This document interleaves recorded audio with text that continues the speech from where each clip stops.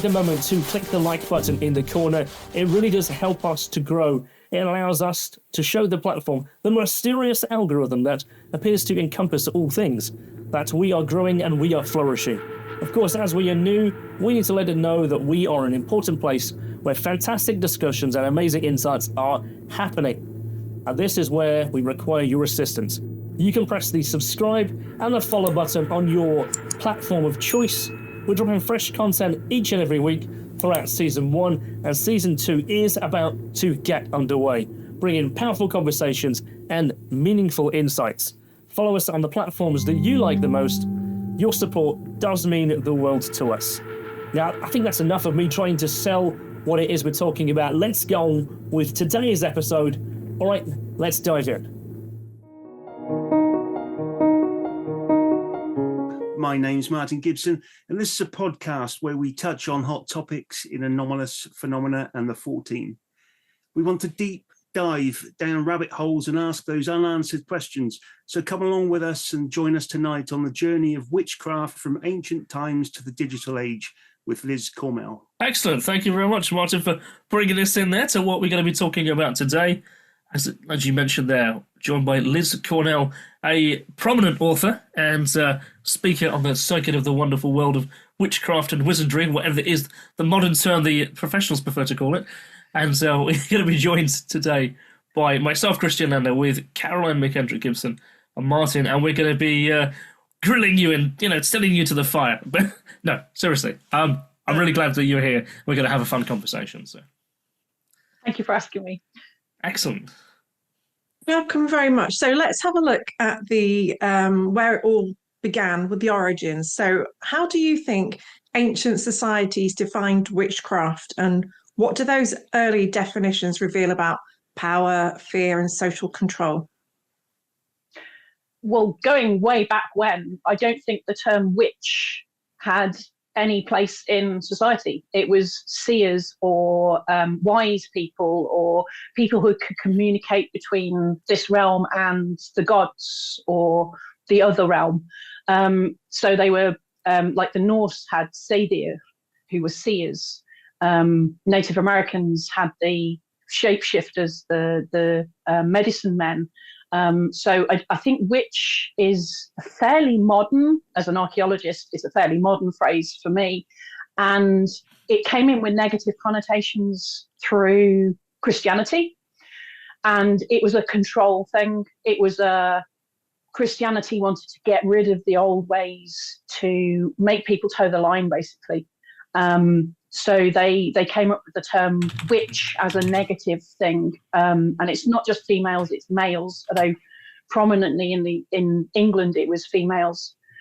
Scotland and Iceland it was predominantly males who were tried as witches.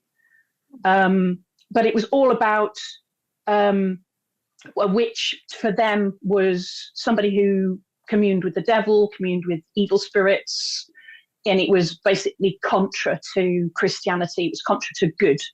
So if you were accused of being a witch, it was a bad thing, and you were tried against the laws of Christianity, basically. I think we touched on this on another episode. My first impressions of a seer, as you call it, was watching one of the Carry On films, and it had Daddy, who was obviously a seer around the Egyptian times. So obviously it shows itself. And I know that it was a comedy. I know that it was Hollywood through films and visualizations that way, but they were quite accurate with their history that they used to give. So, reported it went back to at least Egyptian times. Do you know if it went back even further than that's been reported and recorded? In terms of seers, we've got reports from ancient Babylonia. So, like the first ghost story was told from the point of view of a seer who saw this revenant spirit, and that goes back. I think it was 5,000 BC. So, kind of the peak of Egyptian is sort of 3,500 to 2,500, 2000 BC. So ancient Babylonia kind of predates that. You've got people within the ancient Asian faiths, so the forerunners of Buddhism, who are meditative seers, so they see the path to give advice to people through meditation. You've got things like the Akashic records, which go way back. It's kind of Asiatic origins, so China, Turkey, Iraq, Islamic kind of states. They all had seers. They all had somebody who was in a position who was in between the general population and the gods, or the god, the higher power, whatever they called them. So yeah, I think it goes way back, and we don't know what was before in Europe. We don't know because we didn't write it down, but we assume, like the Druidic faiths, was there somebody who communed, took magic mushrooms and had visions? We don't know. We know about it from the Viking point of view through writings from Ibn Fadlan, who was a Muslim traveller, and he wrote documents. He basically had a little travel journal that he wrote about all the people he met, and he talked about the Viking Rus having seers. So we know that was well established. It wasn't something that just popped up because he was there. So that could go back thousands of years as well. The older faiths, like the Sami in northern Finland, northern Russia, they have seers. They have somebody who communes. We don't know, like Neolithic times. So going back to 3,500 BC, we don't know if there was obviously a religion there. Was it organized enough that there was a priest class? I mean, we use the word priest. It's all labels, isn't it? Were those priests the ones that kind of interceded between normal people, everyday people, and the other realms, the realms of the nature spirits, whatever god or gods they believed in? So as most leaders, even up to nowadays, it's quite influential if you've got that power over your community, where you could influence things and people's belief systems and the control side of it. You can see touches of that now with spin doctoring within politics itself. So I imagine it was probably a more ancient form of spin doctoring with the alleged fear factor that goes behind it. Not the FBI, obviously, to carry it on, but whatever your underworld realm was the fear that if you didn't believe and follow, you would have bad karma or death. Well, look at things like the Illuminati, the Templars. There's that kind of crossover between physical power and control and spiritual power control. And this is why Christianity tried to quash the pagan side, because it was a normal person could have a vision. But then you've got people like Joan of Arc, who was a seer. She supposedly had visions of Mary and Christ, and they told her what she needed to do to save France. So it's interwoven. And if you look at the Robin Hood, Prince of Thieves, the movie with Kevin Costner, the Sheriff of Nottingham has his witch, who's his fortune teller. And there is written all the way through histories, like Romans had fortune tellers, the Roman Caesars had fortune tellers. And if the fortune teller said, oh, no, things aren't looking right, then you don't go and invade another country, or you hold back from starting a war, or you don't increase taxes on that day, you wait till the next new moon or whatever. So, yeah, that prophet, that prophetess, that seer, that witch had an awful lot of power. It wasn't necessarily political power, but it was very much power through control and fear, I guess. You see, I want to make a joke here about Alan Rickman. How amazing Alan Rickman's performance was as the Sheriff of Nottingham is. It's like a thing of legend. Yes. I remember him saying, of all of the kitchen implements, I have to pick a spoon. Gouge your heart out with a spoon? Because it will hurt more. Yes, classic Rickman. It's crazy to think, like, obviously that film particularly has has Morgan Freeman as the Islamic characters, the Muslim character, come back with him from the Crusades. But that character doesn't exist historically at all. until, like, in terms of the film's chronology, sorry, in terms of Robin Hood's story chronology, until like 1984 with Michael Praed's series, the British one, that introduced that character. It's interesting, you see layer upon layer of stuff get added to the lore of Robin Hood, isn't it? But we know archaeologically that there were people who had come from that area of the world. Oh, for sure. So we know there were people of African descent in London. We know there were people from Iraq, what's now Iraq, Palestine, that area. The Romans were the ones who started off. They were the ones who were multicultural. They were the ones who had people traveling around the world. So it does kind of make sense to have the Islamic character with Robin Hood, with Robin of Locksley having his local guide kind of thing. You think of all the Afghanistan translators and things, that the Afghani translators that worked with the UN. Yeah. When we were occupying Afghanistan. So it kind of makes sense. And if you were offered a better deal, a better life potentially, or you were in debt to that person, they saved your life, as like in Kingdom of Heaven, Orlando Bloom's character saves the life of the tribal leader. You're in debt then, and you're like, well, I'll travel wherever because I'm in your debt now. I want to repay that debt, which is a big thing in a lot of Eastern religions, is the repaying the karma, repaying the debt.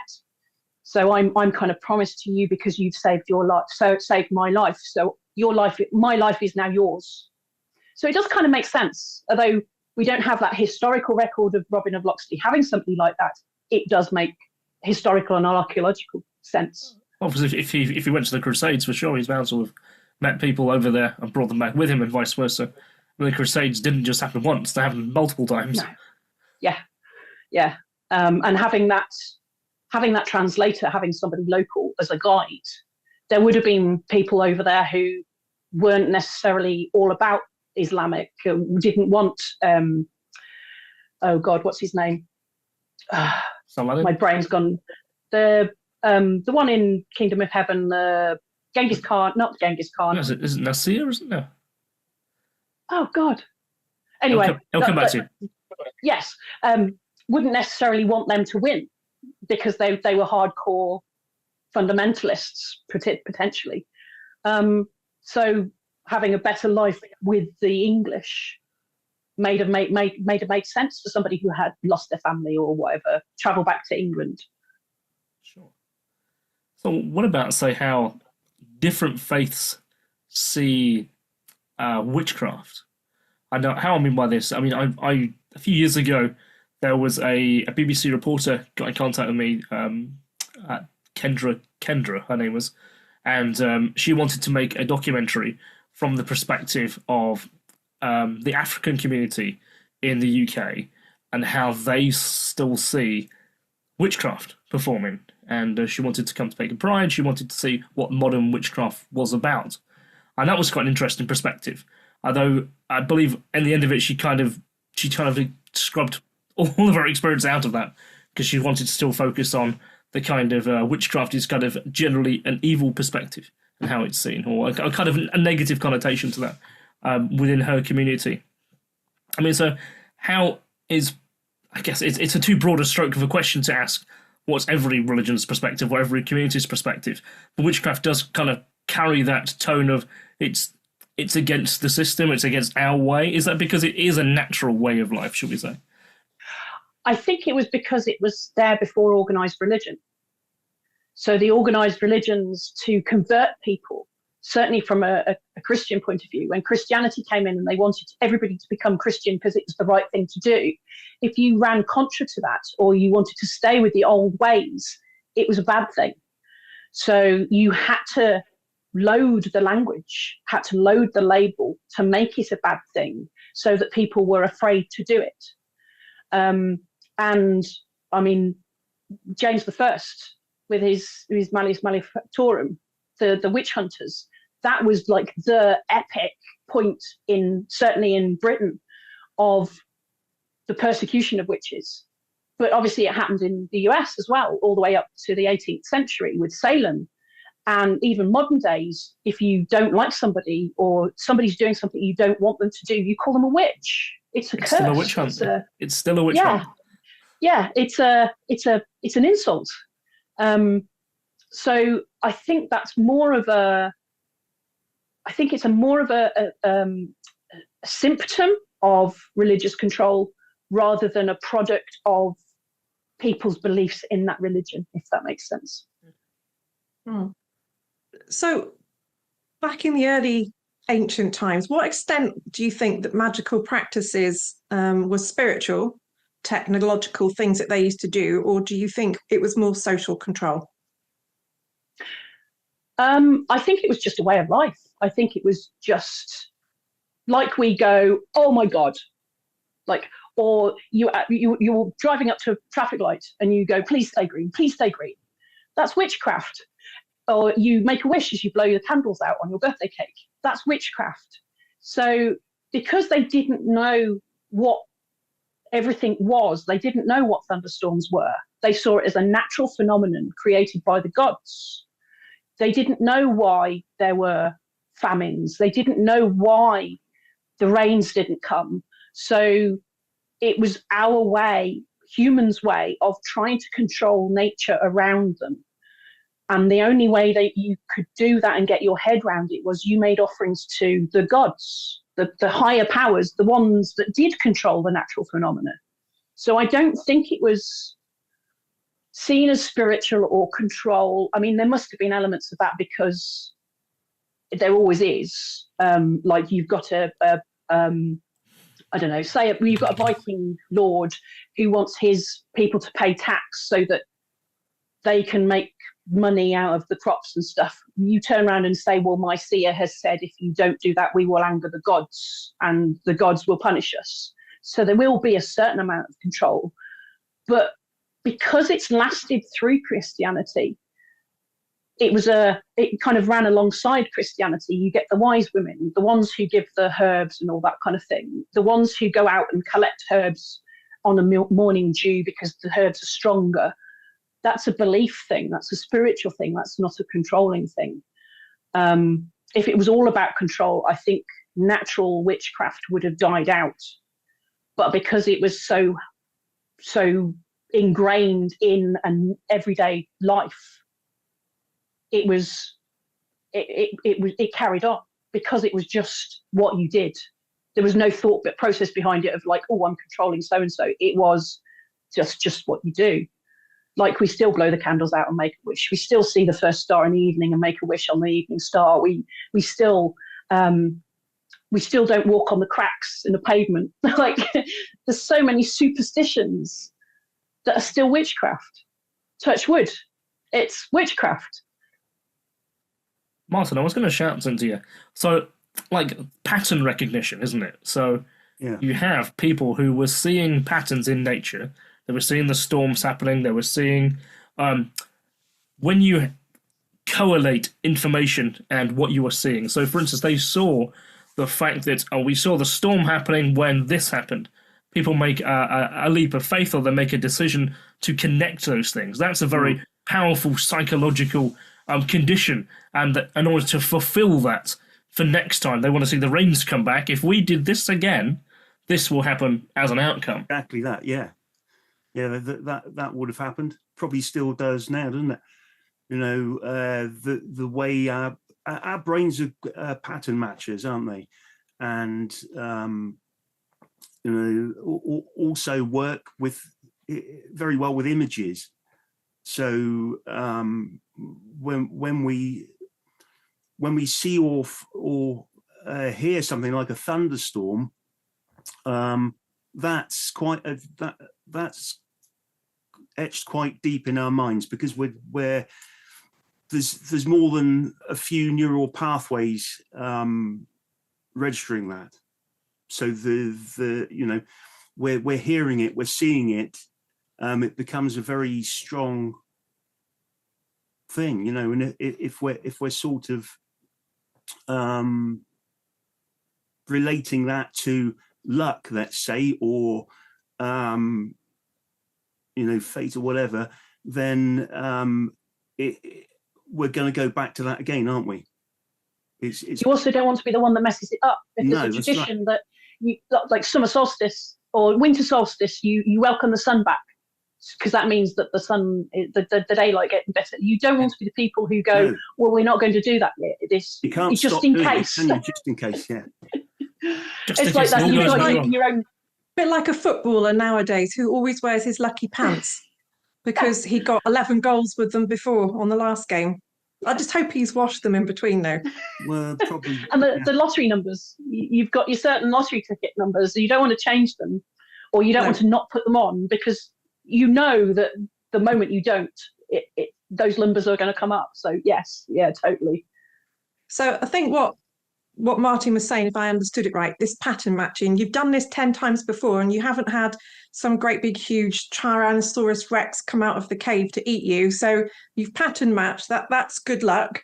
And if you keep doing it, you're not going to be eaten by a Tyrannosaurus Rex again. So let's keep doing it. Is that right?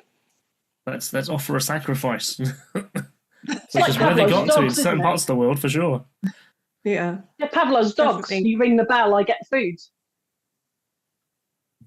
So I'm gonna, like, every time the bell rings, I'm not going to not go just in case there is food. Yeah, it is experiential, and yeah. Just touching on something that you said before about it was predominantly females that were labelled witches, especially for witchcraft trials, apart from Scotland and Ireland, I think England. you said. Yeah, so why do you think witchcraft accusations often attracted more women to the limelight? What does it tell us about gender and the history and the structure? I think it says a lot about England's power structure, because I know, like, Germany and Northern Europe and Scotland and Iceland, it was more males than females. So was it in England specifically? Because I think England is one of those isolated countries where it is predominantly females that were accused of witchcraft. Was it because the males in England were afraid of female power, or was it to continue the misogynistic power over women? Because English Christianity is very misogynistic. Like, they wrote out, they got rid of the Gospel of Mary. Mary Magdalene, who was supposed to be Jesus's girlfriend, was written out as being a prostitute. Women have the power to create new life. We're the ones who carry the babies. And if you don't know where that comes from, you don't understand the whole reproductive system, women magically give birth to a new human being. That's one hell of a lot of power that the men don't have and can't have. So is there the powerful men, and I think it was all the men in power wanted to keep that power balance so that the women didn't kind of creep back into it. Whereas Northern European countries, there's always been a bit more of a power balance between male and females. Like, certainly Scandinavia, you see it now, even a lot of the heads of states in Scandinavia are female. There isn't that fear of having women in power. Whereas England, specifically England, there's always been we'll keep her in the kitchen, keep her not going out to work. She's at my beck and call. She's my property. Women were property. So to call if a woman spoke out of line or looked like she was trying to get more power, the easiest thing to do was call her a witch, and she was got rid of. You see it with sexual deviancy in the Victorian age. A lot of women who had a high sex drive were put in asylums because the whole thing about bewitching men, women had a power to bewitch men and put them under their control. It obviously scared a lot of men. I mean, I'm talking from a female point of view. Obviously, I don't know from a male point of view, but this is my perception from a female point of view. I guess there's certain parts of the world, of course, there is terrible prosecution of women having the right of power, the right to speak out, the right to have a life and have freedom. Their perception of it is they are free, but they're free under, a patriarchal control. Whether we choose to label that publicly or not is a different matter these days. But no, it's really interesting that the male-female dynamic with regards to witchcraft and herbs, plant collecting. Typically, that was, not say a female role, but that was something that ladies like to do. They like to be the garden. No, it wasn't. No, the monks did it. Well, monks did it for sure. But where I was going to go with that was regarding in Greece, in Athens. Of course, you had characters like Delphi, for instance. Of course, she was enjoying her volcanic-induced hallucinations that they've only recently understood, that of course were coming up from volcanic gases and making her very delirious and giving out seer statements. But of course, there is the knowledge that came out of that particular area in regards to the earlier origins of what became Christianity, which of course that was built on other earlier traditions regarding people having powerful psychedelic experiences. People were touching and experiencing God, or if what they believed to be a god. They were clearly having, were they burning the bush, as a traditional sense, because it's giving off DMT, so they were having powerful hallucinogenic trips. Part of that is understood to be that was very much those were gathered by females in those communities. And that's why there's an interesting book by Brian Murarescu, which is it's the understanding of the religion that has no name. And that is a culture that came out, of course, of Greece, out of Mesopotamia, where it's the growing of herbs and spices, particularly ergot, where there was, which is like a mold that grows on wheat that gives powerful hallucinogenic experiences. And that is the reason why that iconography of wheat and sheaf is so predominantly found. But it was mainly women who were gathering that information up, but they kept it closed, kept that information down, and it was the men who wanted to go into those places to experience that. Plato, of course, quite famously did. John the Baptist did, where they wanted to have these experiences. They were going to these kind of female-dominated almost circles, effectively, to have those experiences. And of course, when the persecutions came of those individuals, those women kind of went underground. Those little groups of people kept it quiet, kept it private. So I think you're absolutely right. Women have a powerful role in, with how they influence people. But also, the men did want to control that. That's what they wanted to peter out and to subjugate. But that religion appears to have permeated in lots of different ways, certainly across Europe.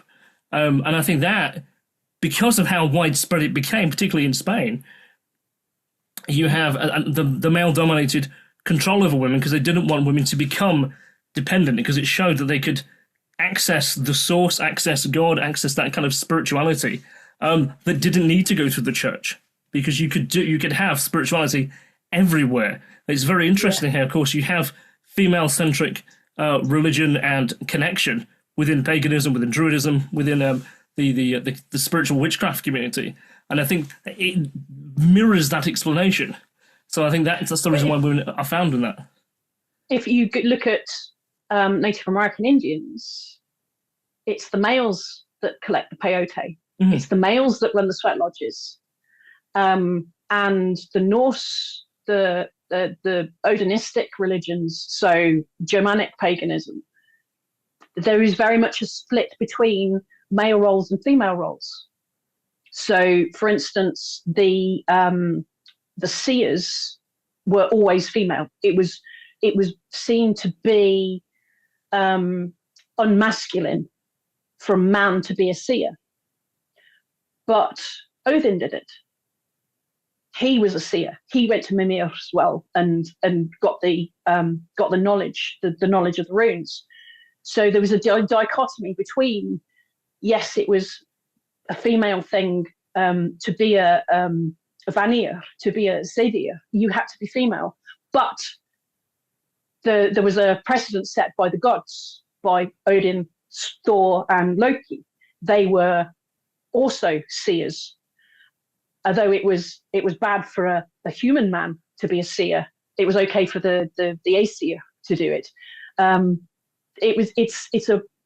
It's a weird split between, kind of like, there's a diagonal line across Northern Europe and the Americas, and then the Mediterranean, where the Mediterranean faiths come from, where Christianity kind of sprung up from. And it's Christianity that kind of pushed that dialogue between the men controlling the women, controlling the Sami. It's the men that gather the fly agaric mushrooms, which is the hallucinogenics in the northern hemisphere. Woad, weed, basically marijuana. It was the men who used it before battle. It wasn't the female thing at all. But yeah, there's an interesting like kind of butting up between the northern Germanic and the Americas and Mediterranean Christianity origins. So do you think people are actually having a genuine spiritual connection and experience? Or do you think they're actually having a hallucinogenic experience that they are attributing to that of the gods? Oh, that's a really difficult one, because it's like talking about paranormal experiences, isn't it? Yeah. If you truly believe you are experiencing something paranormal, or you are experiencing a message from God, the God's source, who's to say you're not? Is it the fact that you've taken the hallucinogenics that makes you open enough to be able to communicate? That's the whole point of meditation. You take your rational brain out of the equation so that you can experience something that your rational brain wouldn't accept. And that's where the line between spiritual experience and madness comes in, the insanity. Is it that, like, people say Joan of Arc was insane? Was it an epileptic episode that she saw God, she had her messages, or was it that she was truly channeling something? It's a really difficult one to judge, and I don't think we should judge. I think if somebody believes they are having a message from God or gods or the source, and that doesn't harm anybody, who are we to judge? We don't know enough about brain chemistry to know, and we don't actually know whether God's the source exists. So until that point happens and we can actually plug into it and go, yes, you're talking to God or Allah or whoever, Jehovah, until we can actually like listen into that phone conversation, we can't judge. So looking at folklore witches, and even if you're going to say Disney characters and how they're portrayed, how do you think that differs from other historical accused people of witchcraft? How do the different personalities get shown to those looking in from the outside? Again, it's a narrative that has been accepted by the population.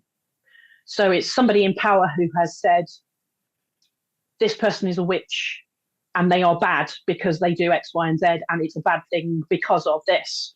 And then that has kind of pushed into all the realms of human fear. It's a fear response. So the witches live on their own in the forest. And we're always suspicious of people who live on their own because we're a social animal. They live on their own in the forest. Well, the forest is a really scary place because there's bears and wolves, and how come they haven't been eaten? They make tea with weird stuff that they go out and collect by moonlight. Well, that's odd. And anything that is different is feared in a group, a social animal situation. So that person who doesn't fit the social norm is to be feared. Whether that's somebody who is I don't know, a heroic sword fighter, they were still seen as a bit odd and feared. It was just that they could be used in a battle situation. And if you could harness that power of the witch, then that witch is good. So like we see with Robin Hood, Prince of Thieves, the witch works for the Sheriff of Nottingham, therefore she's a good witch. And Disney has just exploded that into, like, made it the worst possible. So you get the witches with the hooked nose and the big chin and all the stereotypical warts, and it's unclean, it is disgusting to look at, it's even more unnatural, not normal. so therefore must be ostracized and must be seen as bad and evil. Mm-hmm. Because, you know, there's not going to be that many gnarly old hags that's going to be practicing one kind of pagan religion, is there? So you're neither gnarly my or nose an is old that hag, big. Liz. So, and I can't see any warts, so you're all good. Yeah, so it does give you that atypical picture. The same as we were saying last week with the wonderful Kate Ray. You know, if I said to you, imagine what a gnome would look like, you'd immediately go to that stereotypical with a white beard, short little chap, red hat, nice little cut, you know, suit that he'd have on with a waistcoat jacket. There's that atypical view of what people depict to be a gnome, the same as in witchcraft. You have the wizard with the big huge sleeves on his emblazoned long white jacket, and you have the gnarly old hags with the black hats all standing around a cauldron. Well, look at Shakespeare, look at Tolkien, look at all the literary contexts that speak about witches, Hans Christian Andersen, all of those literary, that's what our psyche plugs into. It's the fear factor. And as soon as you make something fantastical and even scarier, like dragons, it's like worst nightmare. And because we're social animals, we are evolved to fear the unknown. So the dark, we're naturally afraid of the dark. We're naturally afraid of something that we can't see because we don't know whether it's a saber-toothed tiger that's going to eat us or what. So that's what the popularist depiction of a witch has kind of plugged into and made it 100-fold worse. And now with social media, it's just exploded, isn't it? I was just gonna tickle there about, isn't it an interesting dynamic, certainly with Disney, in say more maybe the last 15 years, okay, as Disney has sought to kind of find its place in the modern setting, it's actually gone back to those characters and made them all anti-heroes. Yeah. Maleficent, even Cruella de Vil is now this horrible woman she was, but now she's actually seen as an anti-hero in her own movie.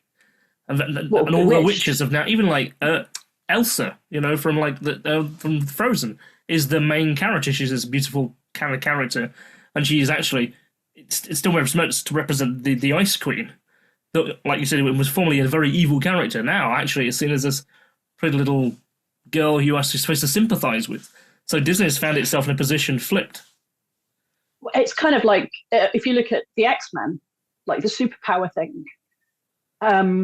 Harry Potter, it's the battle between good and evil is more fundamental than can you do magic, what do you look like. It's gone back to basics of good and evil rather than you look different, you've got special powers, therefore you're evil. And that's the whole premise of the first X-Men movie is the government seek out these people, these kids with superpowers, because A, they could be useful, but B, they don't fit the social norm. So we're scared of what they can do. What are they going to overthrow us? Are they going to band together? Because we've got nothing to fight them against. It's that societal fear. And I think Disney becoming more, politically correct, I guess. They don't want to take it down the lines of, oh, that's because she looks like this, or because that person is shorter than average, or that person can't read. It's the disability aspect. I mean, they got absolutely slated when they did the Roald Dahl's Witches, and there were people with physical disabilities going, well, why have you given the witches physical disabilities? And that was why they were witches. So I think that's a reaction to society again. And magic is more acceptable in society. People aren't scared of magic because it doesn't exist in most people's minds. After all of the horrific things that happened in Pendle Hill and over the pond as well in Salem, what do you think drove the 19th, 20th century resurgence of interest in magic after having that bad connotation? So what do you think had happened to now revive it into the more spiritual and esoteric traditions that we see now? I think a lot of it was because there was a resurgence of going back to nature. So the Art Deco, the Art Nouveau, the arts and crafts movement, it was all about getting back to doing things with your hands, doing things as they were done. It was harking back to the golden age, the medieval time, hence the Victorian Gothic, harked back to Gothic architecture, the chivalric codes. And part of that was looking at how we exist and how we coexist with nature. And along with that, there's we exist with nature. So can we control it using something other than physical means? Can we raise winds by grouping together and using collective consciousness? It goes along with the resurgence of the interest in the paranormal. Can we contact the other side? And it's almost like chicken and egg.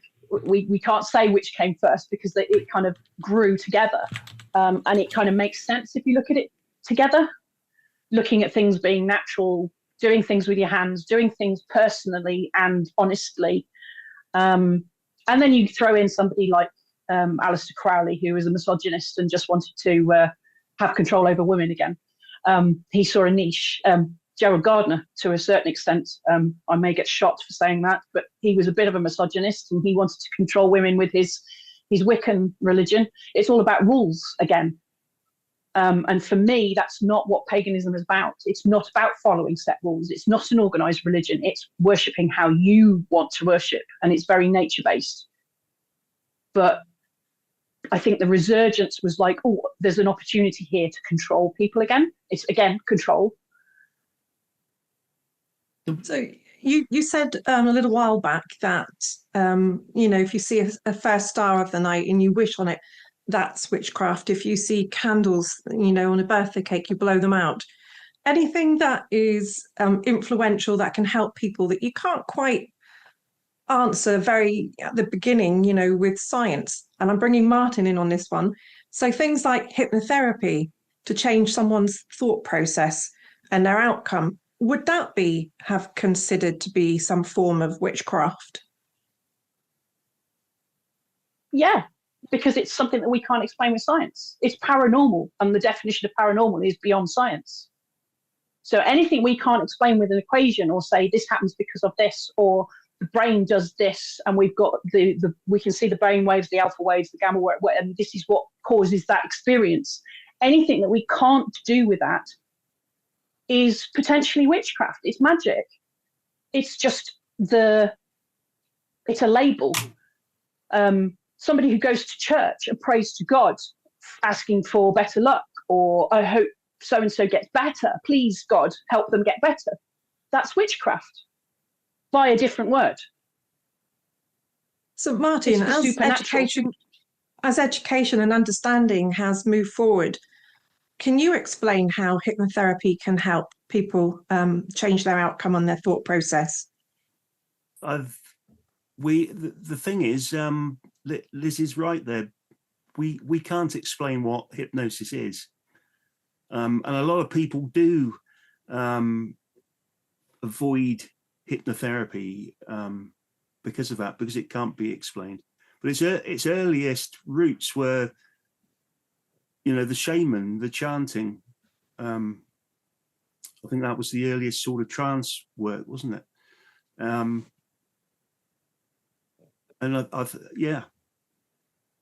think it's the unexplained, and people think maybe that the unexplained is bad, isn't it? It's not.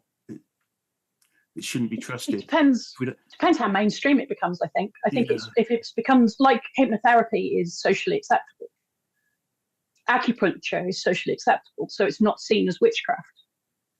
No. Whereas me going out into my back garden and throwing some salt and herbs around and setting light to things and asking for things to happen is witchcraft. Yeah. Because it's not seen as socially acceptable. It's not kind of got the stamp of, well, enough people do it visibly and the outcome is predictable enough. Because I think that's a lot about the scientific acceptance, is if you can't explain why it happens, but it happens predictably enough that we can say, yes, something's going on there. And one of the ways I describe witchcraft or the craft to someone is to say it's a prayer but made practically. It's a prayer that might contain elements of fire, wood, earth, wind, and that you are using those elements, those contributing factors to strengthen your prayer, your will, as it were. But you do that in church. You offer a prayer, you light a candle. It's exactly the same. It is, yeah, absolutely. And that's what my book talks about, is things that have kind of carried on that were pagan practices that have just kind of been subsumed into Christianity because they worked, they were seen to be. The pattern was there, like Martin said. The pattern was there. So if we keep doing this, we will get the result that we want to. So lighting a candle and offering a prayer to the Christian God, because it worked for the pagan gods. Washing your hands, turning bread into bread and water into wine and the body of Christ. It's magic, but it's the intention, which is what witchcraft's all about. The craft is all about intention. If you put the intention and believe it's going to happen, it's going to happen. Whether that belief is Christian belief, whether it's an Islamic belief, Jewish belief, pagan belief, that's the magic. So how do you think things have changed from ancient witchcraft, continuing through now to practices modern times? Do you think it's a reinvention, or do you think that it's a continuation of the ancient practices? I'd like to think that it was a continuation, because it's an instinctive thing. It's something that is in us. So, for instance, going out for a walk in the woods and listening to the wind, and that lifts your mood. That's an instinctive thing. That's something that we all have within us. So I'd like to think that the natural magic, the witchcraft, is what we've had as we've evolved as humans. But then you throw into the mix people like Gerald Gardner and Aleister Crowley and the people who want to organise Druidism, Wicca. Some of that's interpretation, and I think we have to be careful if you want to make your practice as traditional as possible, to educate yourself as far as possible to where you think that origin is from. So, for instance, I'm a Norse witch and I'm a Norse archaeologist. So all my practices are based on archaeological evidence and ancient documentary sources. But then you've got to think about, you're putting a modern twist on it. We've got our own modern sensibilities. We can't see those things from an ancient point of view. We don't know what they were thinking when they took that sword, broke it and throw it into the water. We are interpreting it from our standpoint in modern day. So yes, there are going to be some things that are completely a continuation, like using stone circles. Yes, we're worshipping in the same space. We don't know if we're doing the same things, because until we can time travel, we're never going to know what the intention was behind using those spaces. They may have been supermarkets for all we know. There isn't any archaeological evidence, but for all we know, they could have been supermarkets. They could have been car parks. We don't know. And they actually worshipped around the outside. We're like all rammed ourselves in the middle of it. And you can imagine somebody coming from the past and looking at what we're doing in a stone circle, going, what the hell are they doing? Why are they in our car park or broomstick park or horse park or whatever? If you're an ancient person who comes to see a modern supermarket now, that's the equivalent of a temple. You know, everyone goes there. It has these powerful pillars. It's a big, huge building. You know, And must be where they go to worship. Is that what do they have in there? You know, if libraries. And you leave an offering, don't you, of money when you go? Yeah. Yeah. Never looked at it that way. We have to be a little careful about putting our own meaning on the past. Even when we read documentary sources, the documentary sources are biased by who wrote them and who they were written for. So, for instance, the Romans saw the Northern European pagans as barbarians, these wicked people who worshipped weird gods and covered themselves in blue woad and ran around naked and took mushrooms and that kind of thing. The Romans were like, what are you doing? You don't have baths, you don't have central heating. So, and they were trying to conquer them. Take Christianity out of it. Pagan Romans invading pagan Northern Europeans, they were different. So all the Roman texts talk about them as being these weirdos that do bad things. So yeah, we have to be a bit careful. To me, you've just explained an 1830s holiday in Ibiza where they take illicit drugs, paint themselves in multicolours, and they go and have fun and have hedonistic debauchery. So, you know, are they performing witchcraft on 1830 holidays, maybe? Go to the temple. Well, yeah, if you go to a club and listen to this weird trance-like music. Trance-like music. Yeah. So let's bring it up to modern days now. How do you think the internet has transformed what it is that's viewed as current witchcraft? How do we portray what witchcraft is nowadays? I think it depends on where you look, because there is so many sources out there. You've got the Bible Belt, the very, very fundamentalist Christians who still see witchcraft as evil and satanic worship, especially in the Bible Belt in southern USA. I wouldn't go to Alabama and admit I was a witch in public because I may well get stoned. Literally rocks thrown at me rather than stones. But then it's an opportunity for people to get together and learn from each other, which is a good thing. It's always a good thing about, I mean, that's what I do. I spend my life researching what do people know about, what can we read in myths and legends, and then I'll go and speak to somebody from that tradition and say, okay, well, how relevant is it today? Or I'll watch a YouTube video to find out their interpretation. And I think the more open things are, I think in some ways the better they are, because you've got more options, but then in other ways it's more confusing. So you could end up going for, yeah, no. And then you get the fundamentalists, and it's all down to who speaks best and who shouts the loudest. Certainly in Europe, and I mean, I come from a police background. When I first started in the police, there is no way I'd have admitted I was pagan. But I would say sort of mid 2000s to 2010, things started to get more accepted. Just the acceptance of people of different beliefs is a good thing. And I think we're very lucky in this country that people are more accepting. I think it's swinging the other way slightly, unfortunately, with modern day politics. But the more information that is out there, as long as you make sure that it's genuine information, because that's the other problem, the better for people who want to learn. I mean, I was just going to say, so one of the aspects of modern technology, of course, is you now have what effectively is fast modern communication. So when I mean by fast is like the YouTube shorts, the Reels, the TikTok, effectively, they have some really powerful witch pagan orientated characters on there. Witch talk.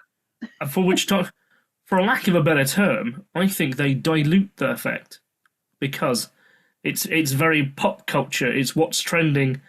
It doesn't appear to be very real for these people. They want to be able to get into a position where they can influence others and sell their merch, or to push across their own personal view under a certain guise to continue or grow their own, coven effectively through their followers, whatever that might mean, a group of people who would follow their particular way. So it's almost like watching these almost mini cults under a certain brand form. But that happens in every faith and every little group you seem to find. So I tend to find that the message of witchcraft is kind of lost a bit in the modern fast communication. But it opens people's eyes. It's like the Most Haunted effect in the paranormal, isn't it? If Most Haunted had never been on the TV, half of us wouldn't have been interested in the paranormal. Whatever you think about Most Haunted, is that everyday acceptance? It's there, it's happening, it's not unusual. For me, that's a good thing, because it then takes it out of the realms of the fear, the difference. And yes, you get fads with everything. I mean, Harry Potter started it with the magic. What's the Power of Three, the TV show that was on in the 90s? Charmed, of course. Charmed, yes. That was one. And Buffy the Vampire Slayer. That was what kind of kicked off the whole witches, like the modern day pop culture witch. That makes it more accessible for people and more acceptable to say, I'm interested in this. The number of people I've had come up to me and say, so I'm interested in witchcraft. What witchcraft? There's so many paths. What do I do? Do I look at Wicca? Do I look at Odinism? Do I look at Ustru? Or do I look at Gardnerian witchcraft? But they know about these things, and that can only be a good thing. Yeah. Because it makes it more acceptable, and because something is acceptable, people talk about it more. Interesting. Martin, do you have anything you want to ask? I'm just thinking, with the advances in technology, do you think that witchcraft is going to evolve into something new? Digital rituals, or it already has. Right. I mean, COVID did it. Mm-hmm. There were so many covens that couldn't actually meet in person. There were digital covens. There were like Zoom covens, and Right. I think it already has. It's. But you're not operating in isolation. Like when I started thinking I might be interested in witchcraft, I had no idea who to go to and ask about it. I mean, I'm talking back in the 90s, where we didn't have so much online. Excuse me, but there's so many other people now that put the message out, even if it is witch talk, this random person waving candles around and sage, and however valid it is as witchcraft as a practice.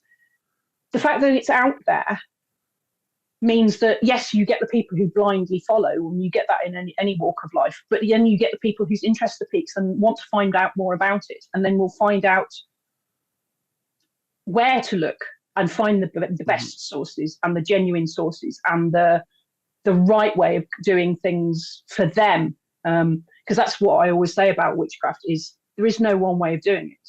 There's no one right way. Your way is the right way. I thought Martin was going to jump in there. I was leaving a gap to see if Martin wanted to ask a follow question. No, Just let give him me 2 think of seconds. something. I'll come back. Okay.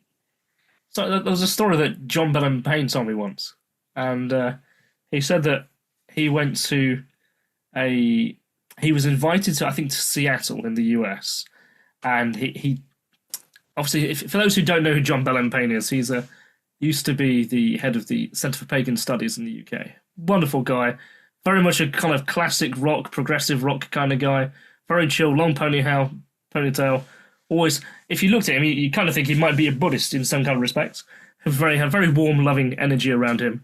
And he told me this story. He says he went to this place that I think he said Seattle. He sat down, and everyone, when they announced their names, would always put a number at the end of their name. And he eventually asked, well, what's the number mean? And then he says, this guy said he was 17 or 27 or 121. He said, what does that even mean? And he goes, well, that's my descendant line from the source. And they believe that the source being General Gardner. General Gardner comes Dawn Valiente and and so on. So they think that they were like in America, it's a very deep tradition. You have to honor where it is you've come from through your lineage and how many stages you've gone through to get to you. And that was the number you were given. So he says when he turns around and says 2, the person in front of him like collapsed to the floor and almost like there was some worship him from the floor. And he said he had to get them up because they were completely flabbergasted that he just says, well, 2. When they asked what his number was. It was pretty funny. It's like Reiki. I recall as a Reiki practitioner, you're supposed to say like who taught you and who taught them, and your descendant line in Reiki is important. So yeah, how many steps from the Reiki master are you? Yeah, that's brilliant too. Yeah, I'll just leave it there, shall I? Yeah, he just says, they just fell on the floor in front of me. I didn't know what to do to help them up. So last week we had the wonderful Kate Ray on, and what we ask our guest to do is to leave a question for the person coming next week. Right. And this is just a prompt now, and because I'm sure Kristian's got it all geared up. So Kate has left you a question. I have such respect for Liz, such respect. I mean, hearing her talk makes my heart sing, especially when she talks about the kind of the plonking of Christianity over the top of paganism within the country, and she's definitely on a par with a passion about those kind of things for me. So much respect to Liz. What would I ask? I mean, I've sat and spoken to Liz for days on end when we've been on Parameet. We usually sort of put together tables next to each other. So, we have chatted extensively about a lot of things. What would I like to ask Liz? I'm going to ask her a silly one. I'm going to ask her a non-academic one. Liz, if you could have any kind of superpower as a witch, what would it be and why?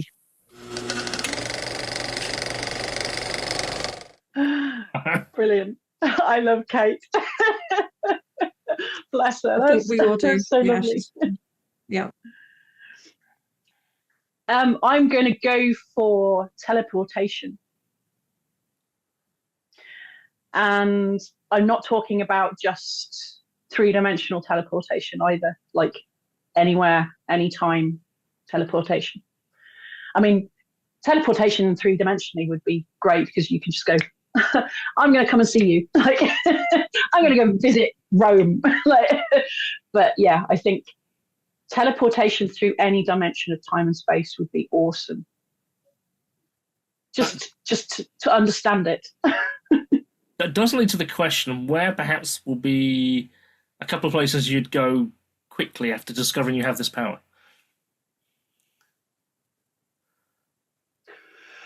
Oh,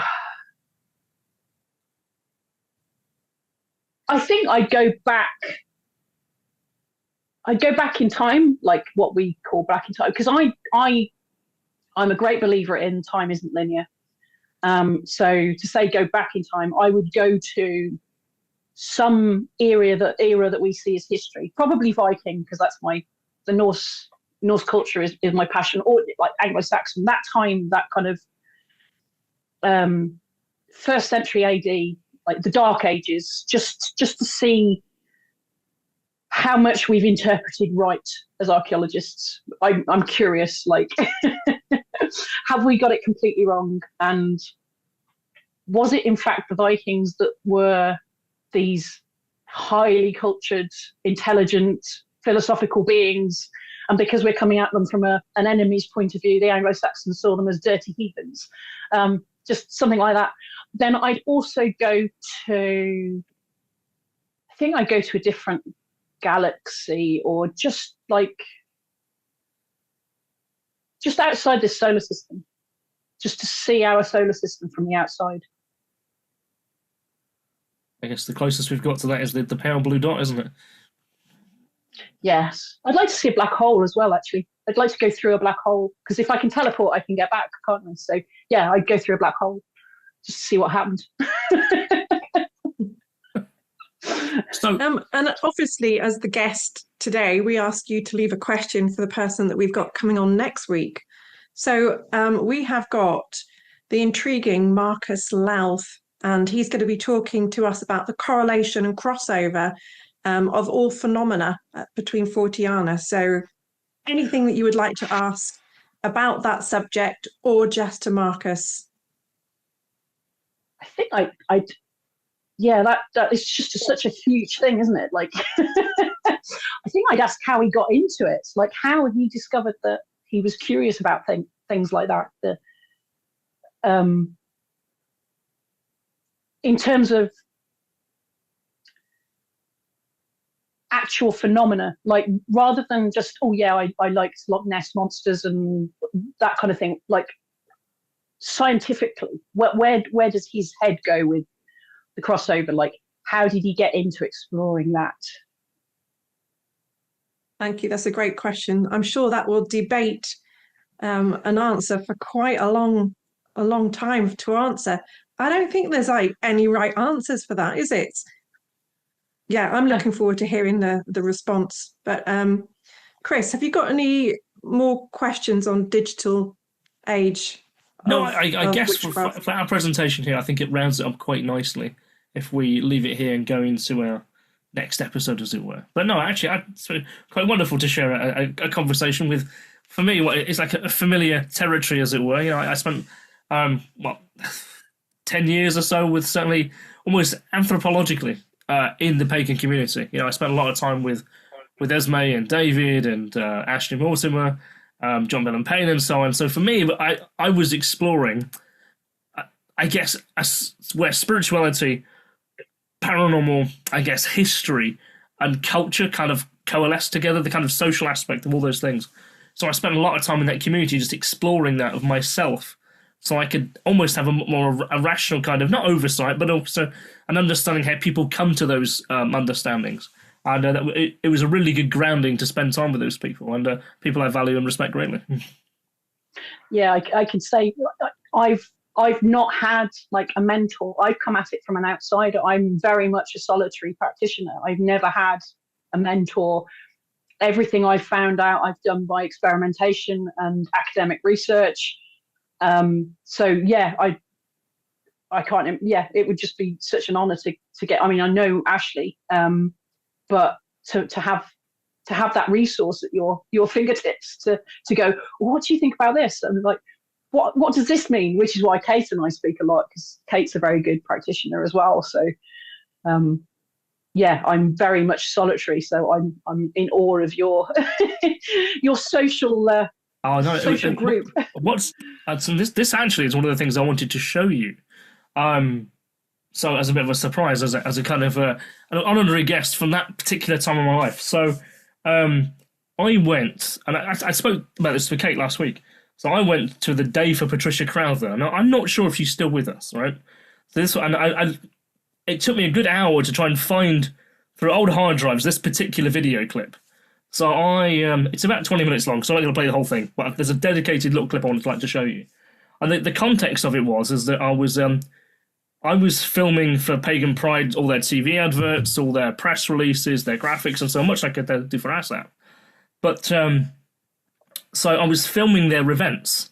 So Ashley comes to me and says, "Oh, we're going to be doing this day for Patricia Crowther," and I'm like, "Oh, who's that?" And she's like, "Oh, she literally was the poster child of paganism in the 1970s. Quite literally, if you type in paganism 1970s, you will see her face. Very, very iconic image where it's a very beautiful young lady, and she's got her hands held together in prayer, got the pentagram behind her, 2 candles, literally the poster child of paganism for that era. And so she was 90. It was her birthday. And this is 2014. So unfortunately, she's near blind at the time. And they do this day of celebration for talks. It's a conference. There's many people there from many different ways of life coming to pay respects. While at this event, I got to meet some rather interesting characters. So there's me. I'm literally just filming this from a cage. I've got my camera pointed on there. So I meet the head of the OTO, and he looks like a banker. You know, literal typical kind of weedy little banker with glasses. And I'm like, this is the head of the Ontario Talent. What? That's this guy? I met like Rufus Harrington and Melissa and all those. What effectively would be, for some people would say, the world elite of paganism, spirituality. And here I am, and I'm recording them. What? I have to ask, why am I even here? But it was to see the love in that room for someone who's not necessarily of that faith was really quite wonderful to see. And it's very, I can see how much respect that she had gained and how much hard work she had put in, and obviously to be in a position where she clearly is in ill health. It's pretty powerful. So I will send you the clip, actually, the whole video that I made. So this is from a hard drive that I kept finding. I kept coming across this clip and going, oh, I should watch this again. Now, the video I made for Ashley was like a 4-minute version of this, but I found the 13-minute version I originally edited from this event. So I'm going to play a clip from this. And it's really interesting, actually. And she speaks, like I said, she's near blind, but her articulation of words is absolutely unbelievable. I'll play the intro. I know. Dance then, wherever you may be. I am the Lord of the dance, said he, and I lead you all wherever you may be. I lead you all in the dance, said he. I danced on a Friday when the sky was black. The couples danced around me, back to back. When they burned their bodies and they thought I'd gone, oh, never mind, dance, so they still go on. Dance then, wherever you may be. I am the Lord of the dance, said he, and I lead you all wherever you may be. It's the first time we've done a conference of this scale in Nottingham. Certainly the foundation, anyway, coming out of London was quite... Till the cycle is run. I'll cycle to this bit here. This she recites it when she comes to stage for the first time. Today, but it's called My Law, and it's by a Maori. It's the Maori's beliefs in reincarnation, and it's by a person called T.M. Ranapiri, and he was a Maori. He may still be one, I don't know. The sun may be clouded, yet ever the sun will sweep on its course till the cycle is run. And when to chaos the system is hurled, again shall the builder reshape a new world. Your path may be clouded, uncertain your goal. Move on, for your orbit is fixed to your soul. And though it may lead into darkness of night, the torch of the builder shall give it new light. You were, you will be, know this while you are. Your spirit has travelled both long and afar. It came from the source, to the source it returns. The spark which is lighted eternally burns. It slept in a jewel, it leapt in a wave, it roamed in the forest, it rose from the grave. It took on strange garbs for long eons of years, and now in the soul of yourself it appears. From body to body your spirit speeds on. It seeks a new form when the old one has gone, and the form that it finds is the fabric you wrought on the loom of the mind from the fibre of thought. As dew is drawn upwards in rain to descend, your thoughts drift away and in destiny blend. You cannot escape them, for petty or great, or evil or noble, they fashion your fate. Somewhere on some planet, sometime and somehow, your life will reflect your thoughts of your now. My law is unerring, no blood can atone. The structure you built, you will live in alone. From cycle to cycle, through time and through space, your lives with your longings will ever keep pace. And all that you ask for, and all you desire, must come at your living as flame out of fire. Once listen to that voice, and your tumult is done. Your life is the life of the infinite one. In the hurrying race, you are conscious of pause, with love for the purpose and love for the cause. You are your own devil. You are your own God. You fashion the path that your footsteps have trod. And no one can save you from error or sin until you have harked to the spirit within.